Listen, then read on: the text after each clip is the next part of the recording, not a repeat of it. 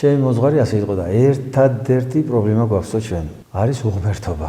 ანუ ღმერთს მოშორებული მდგომა. ღმერთს რო დავშორდით, აი საფრთხოს იკეთებს მოშორდით ყველაფერს.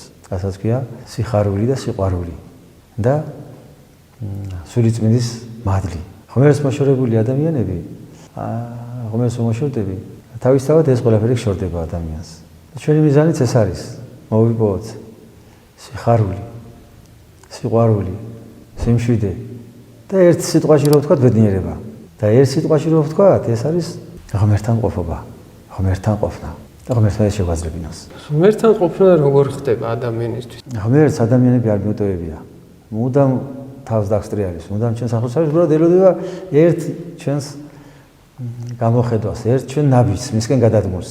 და მე ღმერთი ას ნაბიჯს გადმოდგას ჩვენთან, ჩვენსკენ. და მისი სურვილი არის ეს, რომ მასთან ვიყოთ. უბრალოდ ჩვენ გველოდება. ერთი ნაბიჯია გადასადგმელი. ერთი გულიდან ამოსული სურვილია. ღმერთი ყველანაირ პირობას ოქნის ადამიანს, რომ მოიძიოს უფალი, ეძებოს უფალი, ესწრაფოს უფლისაკენ.